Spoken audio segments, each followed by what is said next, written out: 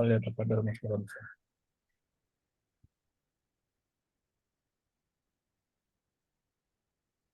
Baik, bismillahirrahmanirrahim. Assalamualaikum warahmatullahi wabarakatuh. السلام ورحمة الله. Alhamdulillahirabbil alamin wassalatu wassalamu ala mursalin wa imamil muttaqin wa ala alihi wa ashabihi ajmain. Allahumma inni a'udzubika an adilla aw dhalla wa azilla aw uzalla wa aqbila aw salama. Rabbi israh li sadri wa yassir li amri wa hlul 'uqdatam min lisani yafqahu qawli. Sallallahu alaihi wasallam. Rupani wa qadir rahimahullah. Alhamdulillah di pagi menjelang siang ini kita berkumpul kembali di hari yang mulia, yaitu di hari Jumat, untuk bersama-sama kita mengkaji satu kitab, ya, yaitu tentang al-buyu' al-qadimah. Jadi tentang sistem jual beli yang konvensional, yang klasik, ya, wal mu'asirah, dan juga sistem jual beli modern atau kontemporer. Kemarin kita sudah mengetahui, ya, mukadimah dari kitab ini. Sekarang kita masuk ke bab 1 tentang hukum syariat. Saya coba share screen, Aisyah. Jadi bab ini dimulai dengan pembahasan hukum syariat. Ini penting sekali kita pahami karena jual beli itu juga berkaitan dengan hukum syariat. Maka penulis memulai, ya, pembahasan kitab ini adalah dengan hukum syariah. Apa itu hukum syariah? Hukum syariah itu adalah seruan pembuat hukum asyari yang berkaitan dengan perbuatan-perbuatan hamba, baik dalam bentuk tuntutan al-iqtidha, ya, pilihan at-takhir, atau kondisi al-wad'u asyari, kondisi atau al-wad'u. Jadi ini disebut dengan hukum syariah. Jadi syariah itu pertama adalah seruan, ya, al-khitab. Seruan siapa? Al-khitab syari', seruan dari pembuat hukum asyari', ya, pembuat hukum. Jadi seruan pembuat hukum berkaitan dengan apa? Berkaitan dengan af'al, ya, perbuatan hamba. Jadi bukan asya, ya, bukan asya, tapi lebih kepada perbuatan hamba, af'al. Kan di dalam kehidupan kita sehari-hari kita berkaitan dengan al-af'al, perbuatan, atau al-asya, atau benda. Kan dua hal yang selalu terikat dengan kita. Kita pasti berkaitan dengan benda, perbuatan-perbuatan, apa benda-benda, atau juga af'al, perbuatan-perbuatan, ya. Nah, untuk ini hukum syariah itu berkaitan dengan al-af'al, ya, perbuatan hamba. Nah, perbuatan hamba itu ada macam-macam. Ada bentuknya al-iqtidha, tuntutan, ya, talab, gitu. Yang kedua adalah at-takhir, pilihan. Yang ketiga adalah al-wad'u atau permisi. Jadi kalau kita buat bagan, biar memudahkan kita, definisi syariah, syariah itu adalah, kita pahami dulu asyari itu siapa, ya. Asyari itu adalah Allah. Jadi Allah lah yang berhak membuat hukum, bukan yang lain. Ya, jadi asyari itu pembuat hukum, pembuat undang-undang. Ya, yang berhak membuat undang-undang hanyalah Allah Subhanahu. Yang berhak membuat hukum untuk mengatur kehidupan manusia hanyalah Allah Subhanahu wa taala. Ya. Al-hukmu itu adalah hanya pada Allah Subhanahu wa taala. Ya. Maka definisi asyari itu adalah pembuat hukum, itu Allah. Berarti seruan Allah. Ya. Dan seruan Allah itu termaktub dalam Al-Quran dan As-Sunnah. Misalkan contoh seruan Allah dalam Al-Quran, dalam surah Al-Maidah ayat 1.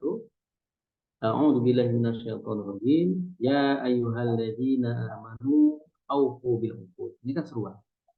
Wahai orang-orang yang beriman, penuhilah aufu bil uqud, penuhilah akad-akad. Ya.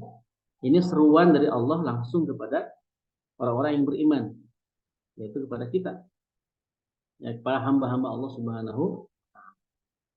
Atau misalkan ayat lain, surat An-Nisa ayat 58. Innallaha ya'murukum an tu'addul amanat, ya, ila ahliha wa idza hakamtum bainan nasi an tahkumu bil adl. Ya. Innallaha ya'murukum hukum sesungguhnya Allah memerintahkan kalian semua antu addul amanati, ya, untuk menunaikan amanah, ya, atau menyampaikan amanah ila ahliha, kepada yang berhak menerima amanah tersebut. Wa idza hakamtum, dan apabila kalian berhukum bainan nas, di antara manusia, antahkumu, maka tetapkanlah, ya, atau gunakanlah hukum bil adli, dengan adil. Nah, ini kan bentuk seruan dari Allah Subhanahu wa taala melalui wahyunya di Al-Qur'an, ya, kepada kita, di hamba-hamba Allah Subhanahu wa taala. Ini disebut dengan asyari, ya, pembuat hukum atau seruan hukum. Dalam hadis lain misalkan, man amila amalan laisa alaihi amruna fahuwa raddun. Siapa saja yang melakukan suatu perbuatan yang tidak kami perintahkan adalah tertolak. Maknanya tidak diterima. Nah, ini juga seruan Allah melalui hadis. Nah, jadi seruan itu bisa melalui Al-Quran, juga bisa melalui Al-Hadis. Ya, ingat, dua-duanya merupakan wahyu. Al-Quran wahyu, Al-Hadis atau As-Sunnah juga wahyu. Bedanya apa? Bedanya kalau Al-Quran, makna dan lafaznya, ya, makna dan lafaz itu dari Allah Subhanahu wa taala. Tapi kalau Al-Hadis, As-Sunnah, maknanya dari Allah, tapi teks atau redaksi kalimatnya dari Rasulullah SAW. Itu beda. Makanya gaya bahasa Al-Quran dengan gaya bahasa hadis itu sangat berbeda. Ya, padahal keluar dari mulutnya atau lisannya sama. Ini salah satu bukti bahwa Al-Quran itu kalamullah. Kemudian yang kedua, tadi apa? Definisinya seruan asyari, seruan pembuat hukum, ya, terkait masalah perbuatan, yaitu al-af'al. Nah, perbuatan itu adalah apa? Bukan benda berarti, ya. Dan yang namanya perbuatan itu terkait dengan perintah atau larangan. Ya. Makanya ada kaidah syara kalau terkait masalah benda, ya, al-aslu fil asya al-ibahah malam yarid dalil tahrim. Jadi asal mula benda itu, hukum benda itu hukumnya mubah. Mubah itu apa? Mubah itu bisa diambil, bisa tidak, bisa juga tidak, bisa digunakan, bisa juga tidak digunakan. Itu namanya mubah. Jadi hukum benda itu asalnya mubah, bukan haram, bukan sunnah, tapi mubah benda itu. Malam yarid, selama tidak terdapat, ya, dalil yang mengharamkannya. Ya, selama tidak ada dalil yang mengharamkan benda itu, maka benda itu hukumnya mubah. Itu. Selama dia benda, ya benda itu tidak ada tidak ada dalil mengharamkannya, maka dia mubah. Nah, kapan ada dalil? Contoh misalkan ada dalil yang mengharamkannya, seperti daging babi, itu kan benda. Kenapa kita tidak boleh memakan daging babi? Padahal itu benda, karena ada dalil yang mengharamkan daging babi. Khamar juga benda, minuman keras, ya, dan zat sejenisnya, itu juga benda. Kenapa kita tidak boleh minum minuman keras atau khamar? Karena ada dalil yang mengharamkan khamar. Gitu, ya. Nah, ini kan benda-benda yang ada dalilnya mengharamkan benda-benda, maka itu hukumnya haram. Ya, untuk benda. Nah, terkait masalah perbuatan itu terkait masalah perintah atau larangan. Makanya kaidahnya berbeda. Untuk perbuatan itu tidak bisa digunakan kaidah al-aslu fil asyal ibahah, atau ada kaidah yang menyimpang sedikit, al-aslu fil muamalah al-ibahah. Muamalah itu berkaitan dengan masalah perbuatan, bukan berkaitan dengan masalah benda. Ya, banyak ulama yang mengkritik kaidah ini, kaidah yang salah. Harusnya bukan al-aslu fil muamalah, tapi al-aslu fil asya al-ibahah. Malam yarid dalil tahrim. Ya, tapi kalau dalam masalah muamalah, karena muamalah itu adalah af'al, perbuatan, maka kaidahnya adalah al-aslu fil af'al at-taqayyudu bi ahkami syar'iyyah. Ya. Jadi hukum asal perbuatan itu terikat dengan hukum syara. Jadi hukum syariah ini. Ya, maka perbuatan itu atau af'al itu harus dicek dulu hukumnya dengan hukum syariah, tidak serta-merta kita melakukan saja. Ya, kita kerjakan saja, tidak bisa, harus dicek dulu apa hukumnya. Al-aslu fil af'al at-taqayyudu bi ahkam syar'iyyah. Hukum asal dari perbuatan itu terikat dengan hukum-hukum syariat. Nah, makanya pentingnya kita belajar hukum syariat itu di situ. Termasuk masalah muamalah. Masalah fikih muamalah itu terkait dengan hukum syariat. Ya, tidak bisa kita gunakan kaidah al aslu fil muamalah al ibahah, itu tidak tepat. Ya, salah penggunaan kaidah. Kemudian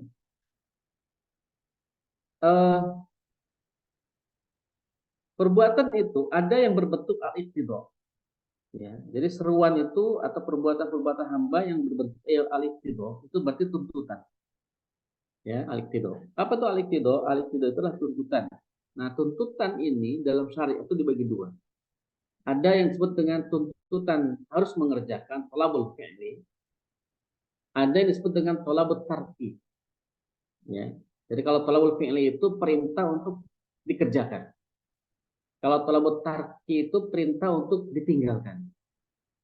Nah, jadi tuntutan itu ada dua, al-iqtida li talabit tarki, li talabil fi'li, al-iqtida li talabit tarki, gitu ya. Jadi tuntutan untuk dikerjakan, ada tuntutan untuk ditinggalkan. Nah, itu ya. Ini al-iqtida. Nah, tuntutan itu, tuntutan dikerjakan itu kadang-kadang ada yang sifatnya tegas. Ya, jadi perintah harus dikerjakan itu ada yang tegas. Ada perintah yang harus dikerjakan tapi tidak tegas. Ya. Nah, yang perintah dikerjakan sifatnya tegas itu nanti muncul atau melahirkan hukum fardu atau wajib. Ya, ada perintah nih dari Allah, dari Rasulnya, sifatnya tegas, maka itu menjadi fardu atau wajib hukumnya. Gitu ya. Rumusnya begitu. Tapi kalau ada perintah, ya, tapi tidak tegas, gitu, perintahnya nggak tegas, maka jatuh dia kepada hukum sunnah atau mandub atau nafilah, mana samanya, ya sama maknanya. Kalau tegas jatuh menjadi fardu atau wajib. Kalau perintahnya itu tidak tegas, maka jatuh menjadi sunnah, mandub atau nafilah. Itu maknanya sama. Ya. Contoh misalkan contoh talabul fi'li zaziman. Ya, tegas itu artinya jaziman. Contoh perintah harus dikerjakan dan sifatnya itu jaziman, pasti. Yaitu adalah dalam surah Al-Baqarah ayat 43. Wa aqimus shalah. Dirikanlah oleh kalian salat. Ini perintah yang pasti jaziman. Ya. Dan banyak ayat-ayat yang memerintahkan kita salat.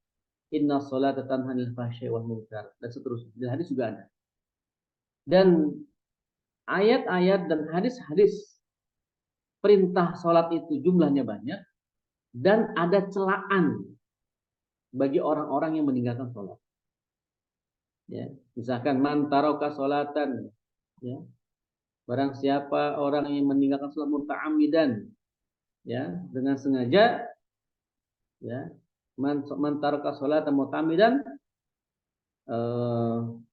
barang siapa yang meninggalkan salat dengan sengaja, maka dia termasuk kufran zahiran, ya, maka dia menjadi orang kafir yang nyata.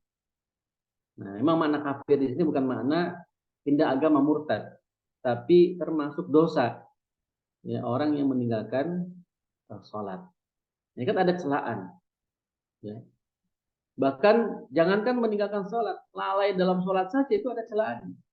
Fawailul lil musallin, celakalah bagi orang-orang yang sholat. Alladzina hum an sholatihim sahun, orang yang sholatnya itu dalam kondisi lalai. Ya, nah ini kan celaan. Nah, ketika perintahnya itu pasti, ya, dengan ditambah dengan korinah-korinah adanya celaan bagi yang meninggalkan, ada hukum yang berat bagi yang meninggalkan, ya, atau adanya pujian bagi orang yang melakukan perintah tersebut, maka bisa dipastikan perintah wa aqimus shalah tadi adalah jaziman, pasti atau tegas, yang berimplikasi kepada wajib atau fardu hukum daripada sholat itu.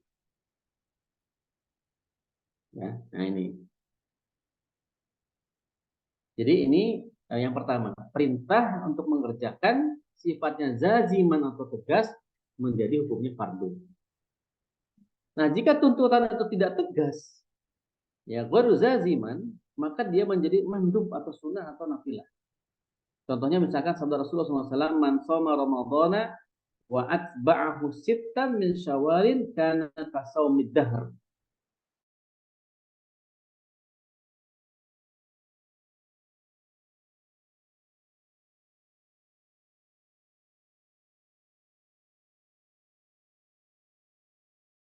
menunjukkan perintah seolah-olah bahwa setelah puasa Ramadan selesai, maka tunaikanlah 6 hari untuk puasa Syawal. Ya, maka dia akan mendapatkan pujian seperti orang yang puasa sepanjang masa. Memang dia punya pujian, tapi tidak ada celaan bagi orang yang meninggalkannya. Tidak disebut kafir, tidak disebut mendapatkan azab yang pedih ketika ada orang yang meninggalkan atau tidak melakukan sholat sunnah 6 Syawal, 6 hari bulan Syawal. Nah, berarti perintah puasa 6 hari bulan Syawal itu sifatnya ghairu zaziman, tidak tegas, yang kemudian menjadikan hukum puasa 6 hari itu menjadi sunnah atau mandub atau nafilah. Nah, gitu ya. Nah, ada yang kedua talabut tarki. Talabut tarki itu perintah untuk meninggalkan. Ini juga sama. Ya. Ada yang zazim, ada yang ghairu zazim. Kalau larangan itu tidak pasti, tidak tegas. Sebentar. Kalau larangan itu tegas atau pasti, maka jatuh hukumnya menjadi haram atau mahdzur. Ya, haram ya. Misalkan seperti firman Allah Subhanahu wa taala, "Hurrimat 'alaikumul maitatu wad-damu wa lahmul khinzir." Ya, diharamkan atas kalian memakan bangkai, darah, daging dan bangkai. Ini kan jelas. Memakan itu hukumnya haram. Memakan bangkai, darah, daging, bangkai.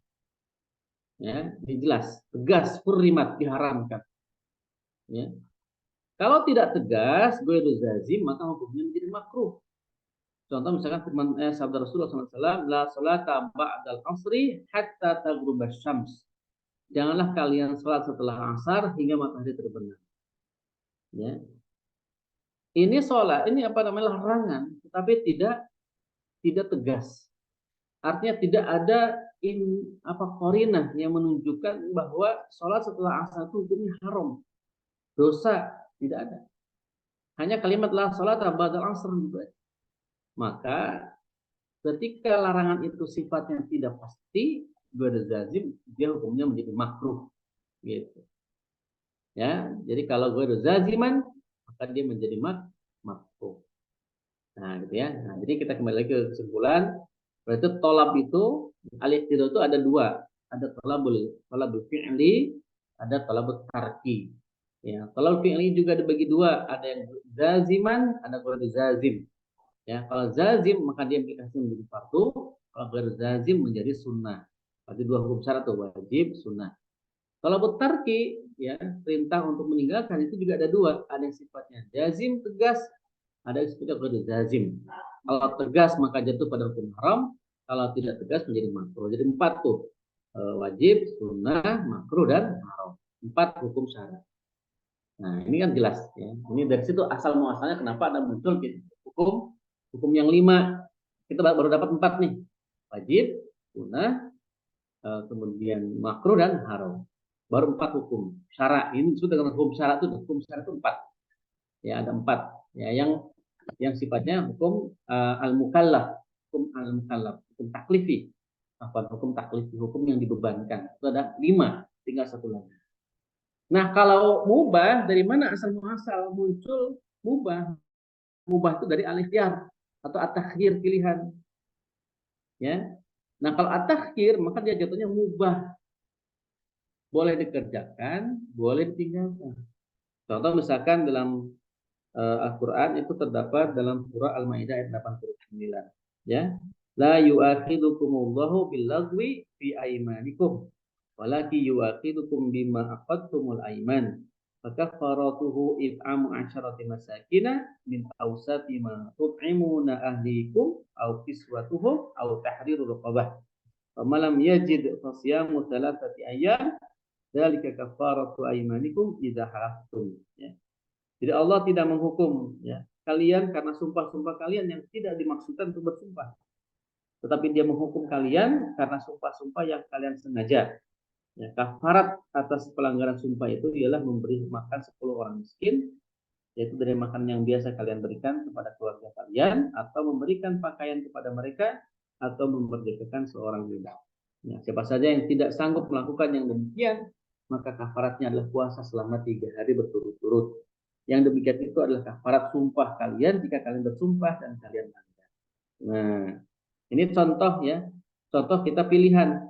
Mau yang mana aja pilihannya. Apakah mau eh, memberi makan 10 orang miskin, ya, atau memberi pakaian kepada mereka, atau memerdekakan seorang budak. Atau kalau tidak mampu semuanya, boleh dengan puasa 3 hari berturut-turut. Itu untuk bayar kafarat.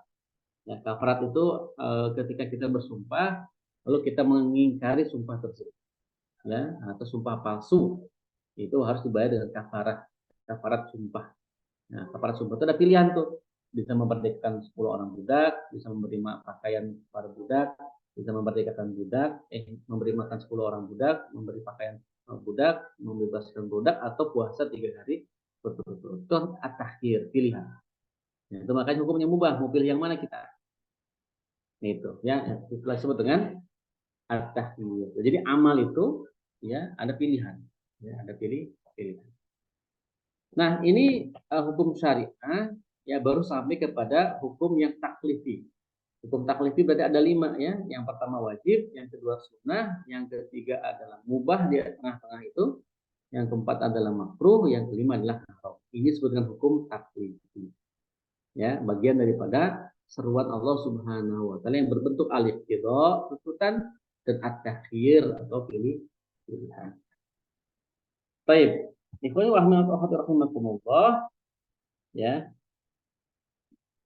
Nah, untuk wad'i yang terakhir nih, al-wad'i keadaan. Ini apa? Ini maksudnya adalah perbuatan hamba berdasarkan keadaan. Di dalamnya ada sebab, ada mani, ada syarat, ada sah, ada batil, ada fasad, ada rukhsah. Tidak ada 7 hukum wad'i. Kalau tadi yang 5 itu namanya hukum taklifi. Kalau ini al-wad'i itu hukum apa? Kalau yang 7 ini namanya al-wad'i, hukum al-wad'i. Nah, hukum al-wadi ini hukum yang berkaitan dengan keadaan yang kadang-kadang menyempurnakan yang taklifi. Ya, menyempurnakan yang taklifi. Ya, misalkan salat itu wajib, wudu itu sunnah. Ya kan? Tapi syarat sah salat itu harus dengan wudu. Maka wudu itu menjadi wajib kan? Siapa yang menyebabkan dia wajib? Ada syarat. Syarat sah salat itu wudu. Nah, itu namanya syarat itu hukum wajib. Nah, syarat itu hukuman wajib. Salatnya itu harus sesuai dengan rukun. Kalau tidak dengan rukun, ada yang kurang rukunnya, maka tidak sah. Maka muncullah hukum sah tidak sah. Sah keabsahan. Nah, itu namanya hukum mati. Ya, itu sah. Orang kenapa sholat? Sholat itu ditegakkan ketika tergelincir matahari. Ada sebab yang menyebabkan hukum sholat itu muncul. Yaitu dengan tergelincirnya matahari. Duhur ada jamnya. Asar ada jamnya. Maghrib ada jam. Maka jam-jam itu atau posisi-posisi matahari itu menjadi sebab diwajibkannya sholat-sholat tertentu. Sholat duhur itu wajib ditegakkan ketika matahari mulai tengah sampai ke posisi bayangan kita sama dengan tombak. Itu kan sebab diwajibkannya sholat duhur. Artinya apa? Kita tidak boleh sholat duhur di luar waktu itu dalam kondisi normal. Asar juga sama, posisi bayangan sama dengan tombak atau dengan tubuh kita sampai kemudian muncul warna merah, ya, syafaq itu. Berarti itu menjadi sebab sholat asar itu ditegakkan dan seterusnya. Nah, jadi hukum sebab, syarat, sah, batil, fasad, mani, dan rukhsah itu hukum wad'i, keadaan, tapi kadang-kadang nyangkut dengan hukum taklif. Berkaitan dengan hukum taklif, saling mengikat antara satu dengan yang lainnya. Ya.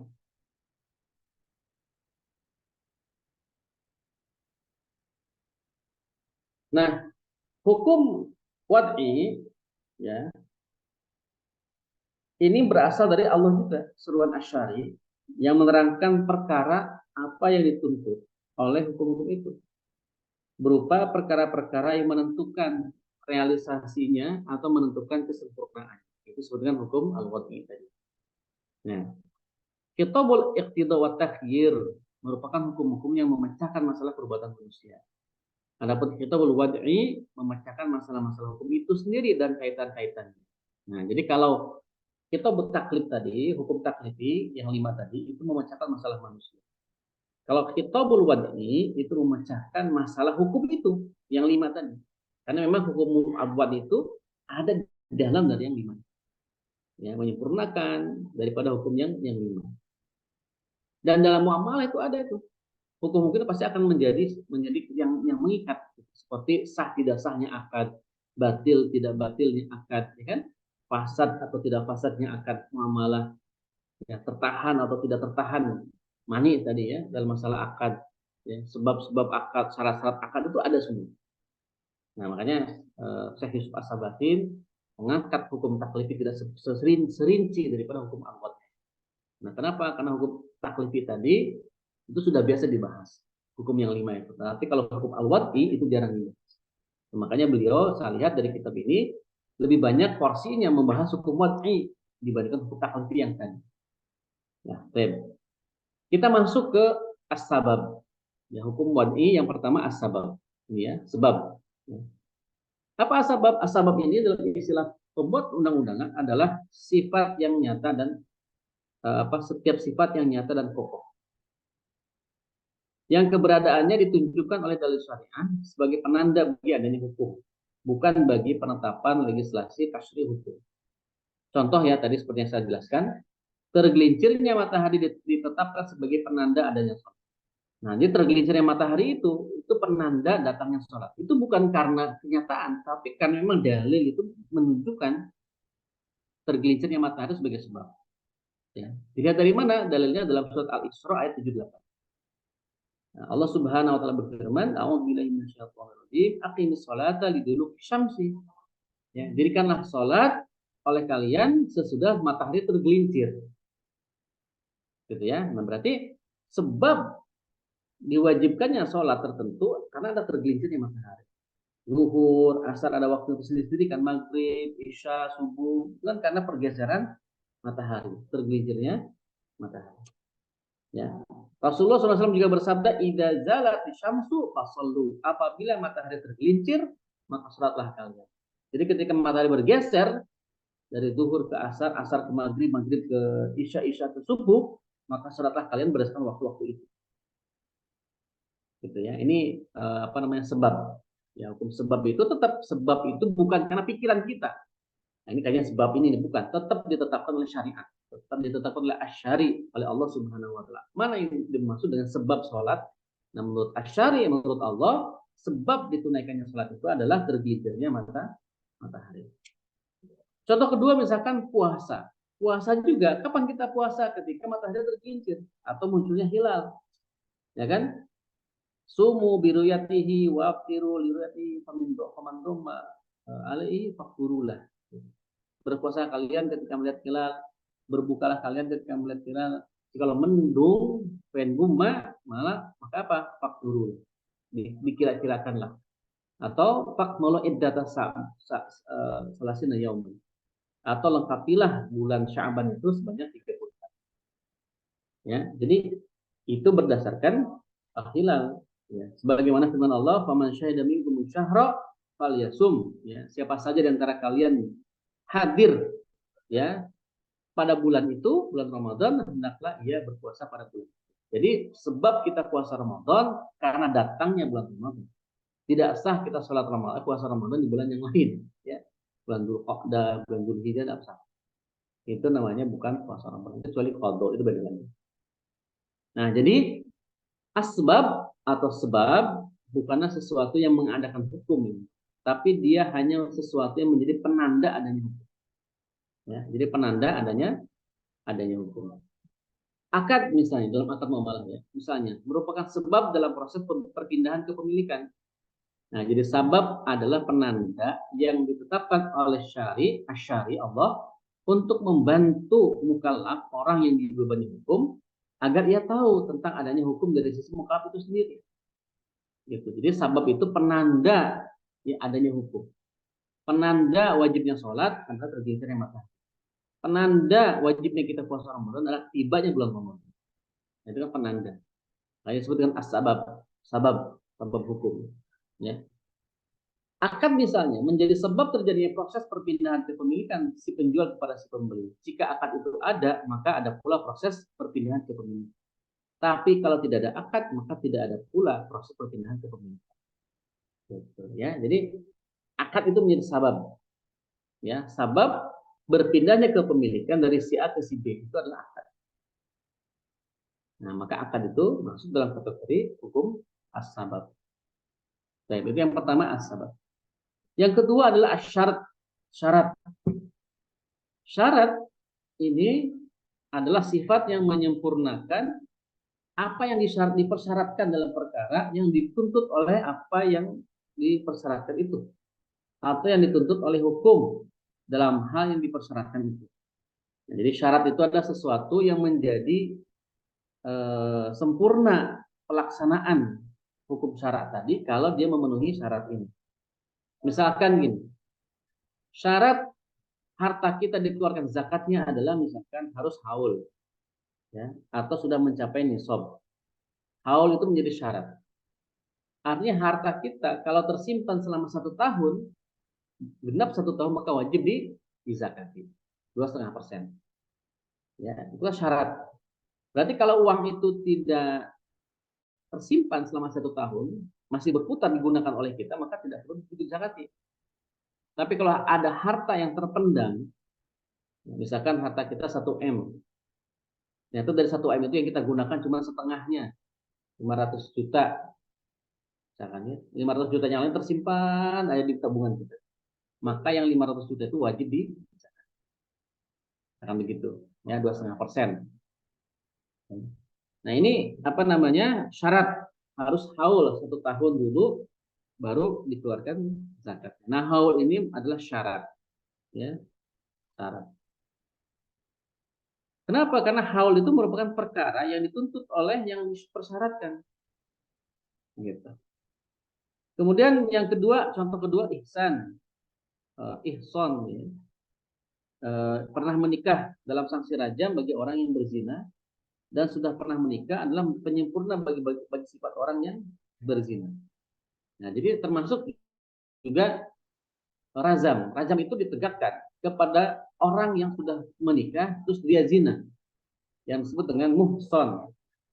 Ya, muhson itu orang yang sudah nikah dia tetap berzina, maka razam itu jatuh kepada orang yang syaratnya itu.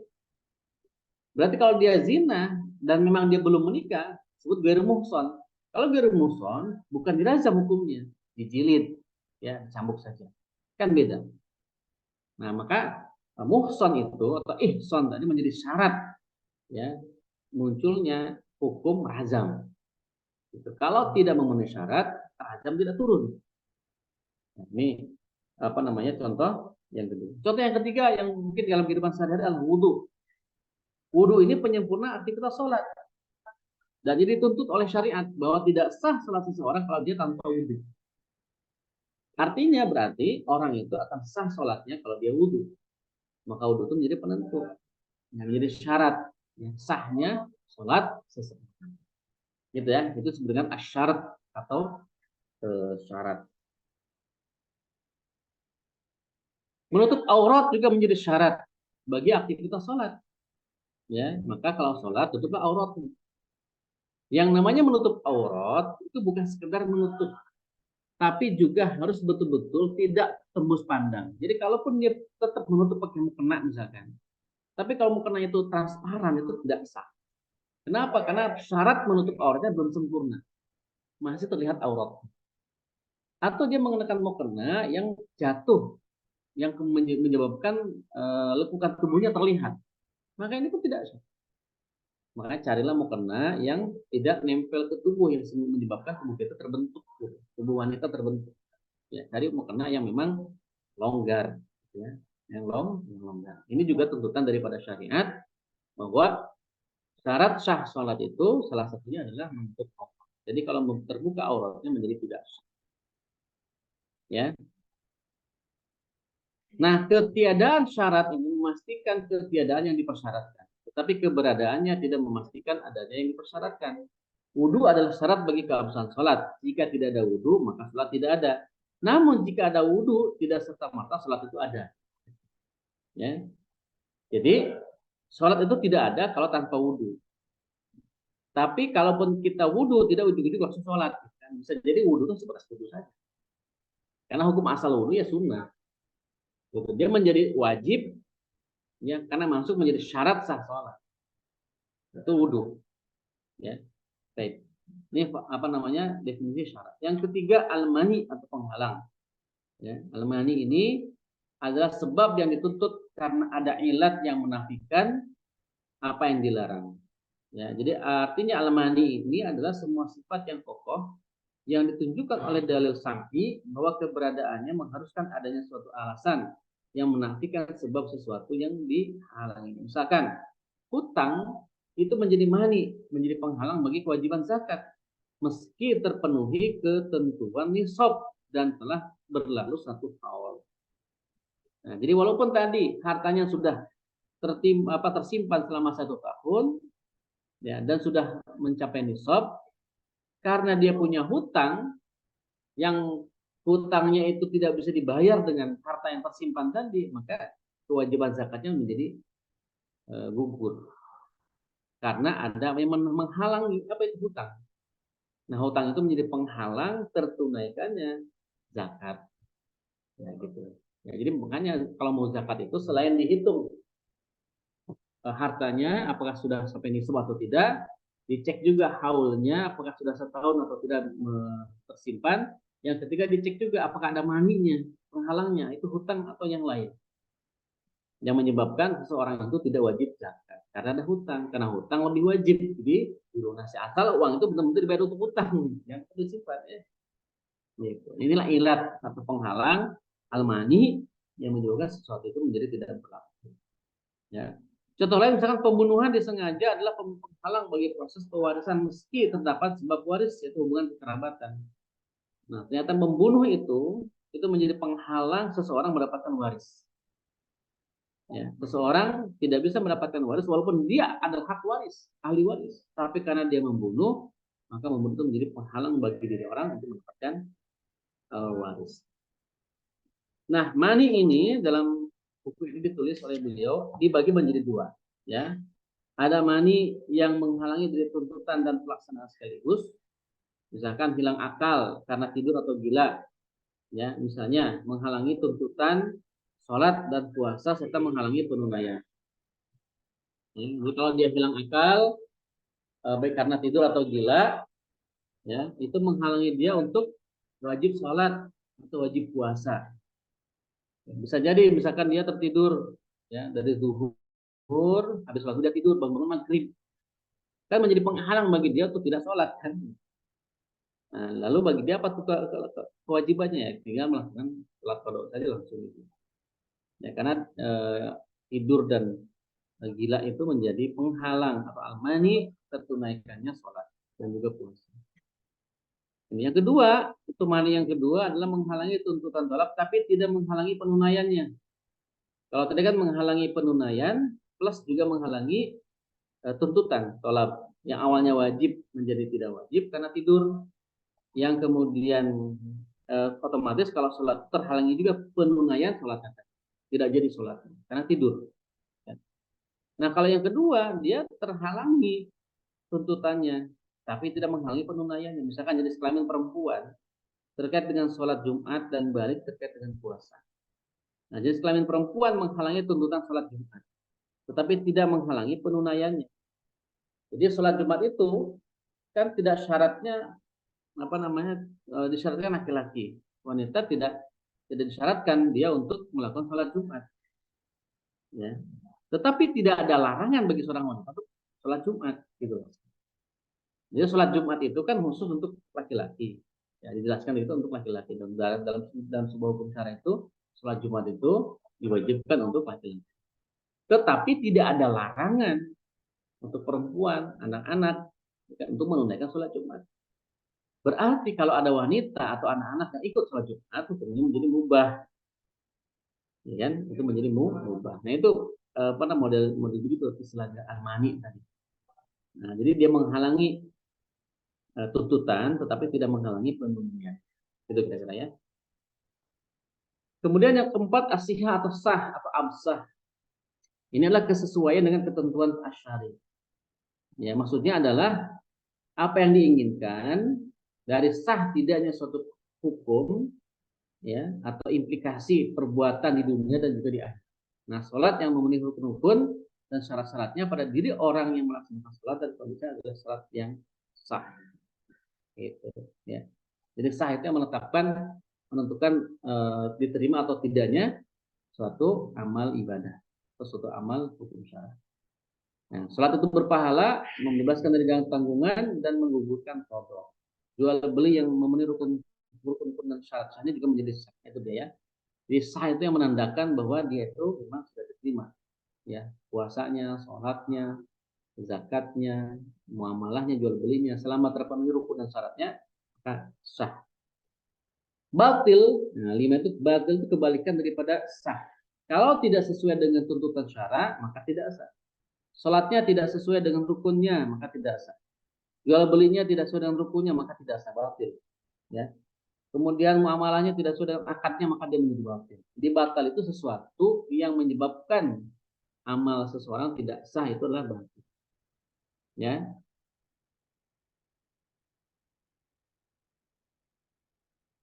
Contoh yang batil misalnya, 2 orang menyimpan uangnya di bank dalam kapasitas masing-masing sebagai pesero mudharib, pengelola modal.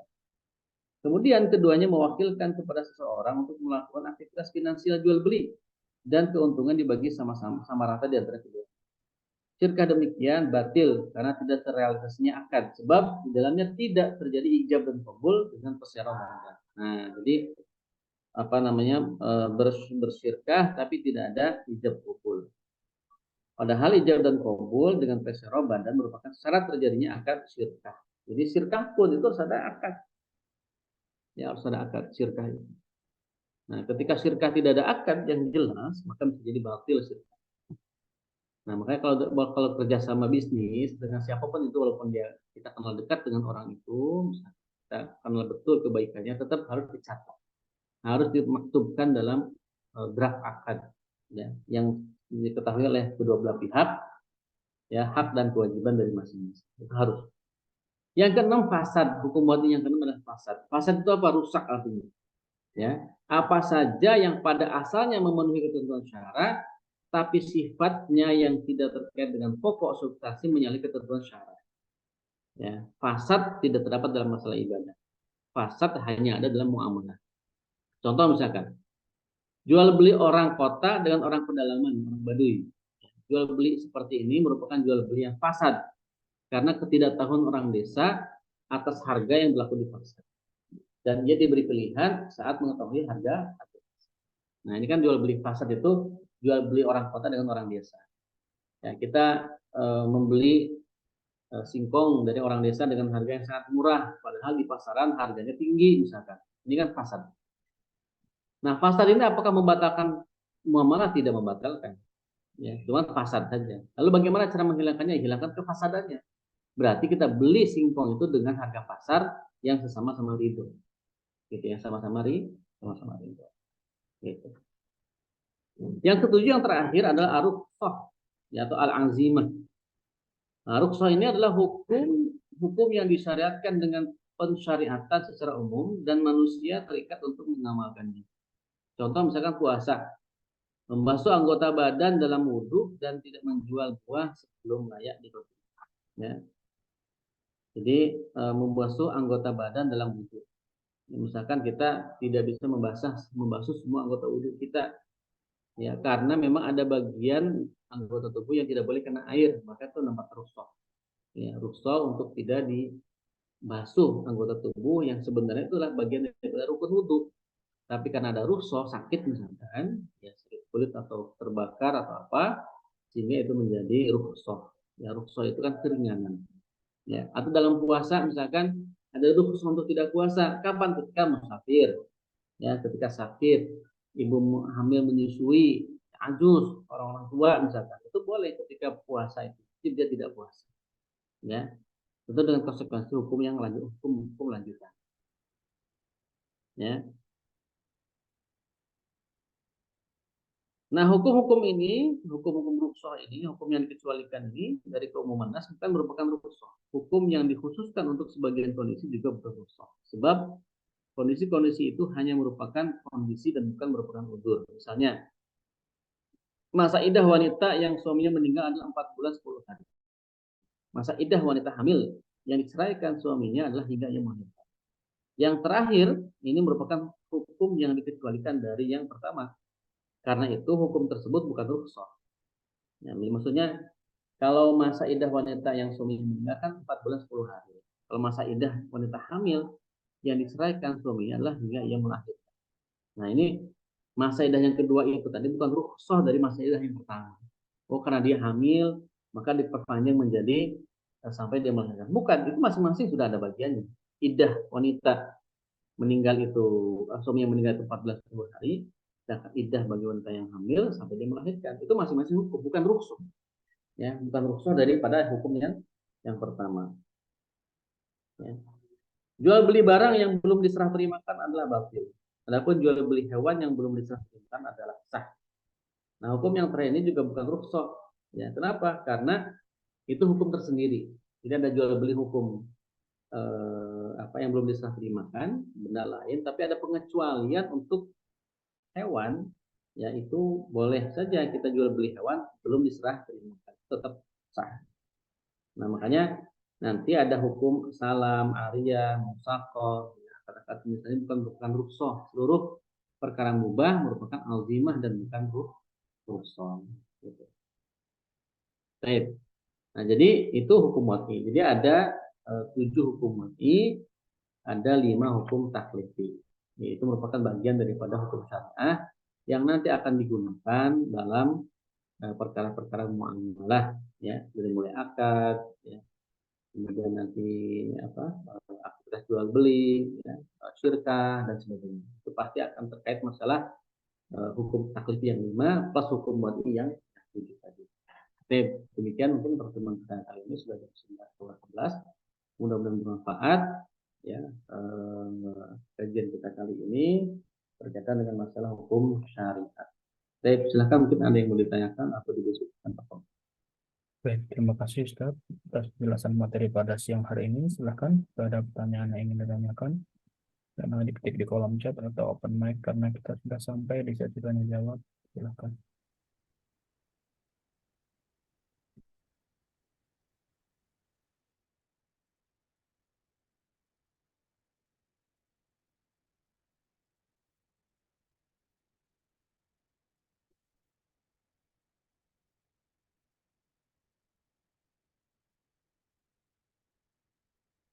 Halo, tidak ada kayaknya.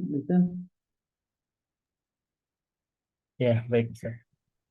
Mungkin langsung ke kuis saja Ustaz. Silahkan pertanyaannya untuk satu orang. Saya apa? Kuis. Ya, Saya kuis. Hukum taklifi itu ada berapa? Sebutkan. saya tutup layarnya dulu. Oh iya, ada tulisannya. Iya. Ayo hukum taklifi, ada hukum taklifi, ada hukum wad'i. Nah, taklifi ada berapa tadi?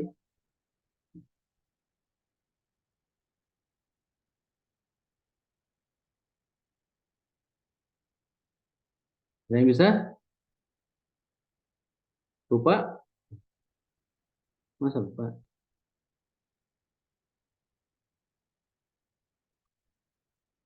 Hukum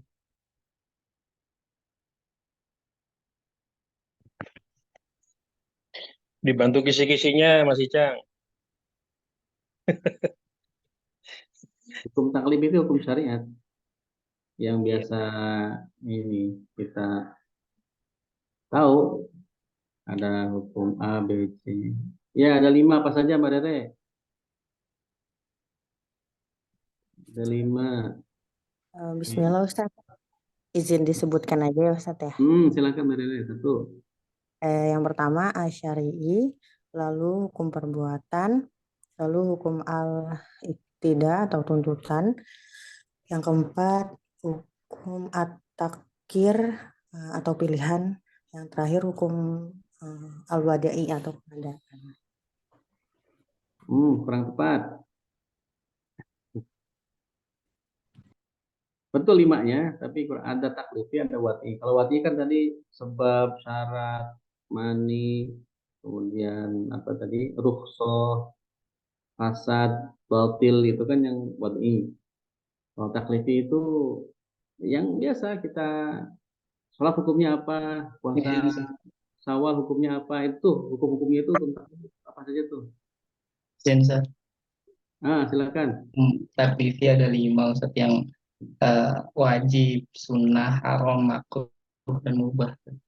Ahsan tuh barakallahu. Ya itu ya. Jadi 5-nya wajib, sunnah, mubah, makruh, haram. Taklifi namanya. Hukum taklifi itu yang termaktub dalam al-iqtida wa takhir kan. Alhamdulillah. Baik. Barakallahu fikum. Pada teman-teman yang bisa menjawab. Akhirnya sampai juga kita di penghujung kajian pada siang hari ini. Terima kasih banyak. Marilah kita tutup kajian pada siang hari ini dengan baca alhamdulillah. Alhamdulillahirabbil alamin. Dan baca doa kafaratul majlis. Subhanakallahumma wa bihamdika. Asyhadu an la ilaha illa anta astaghfiruka wa atubu ilaik. Terima kasih. Assalamualaikum warahmatullahi wabarakatuh.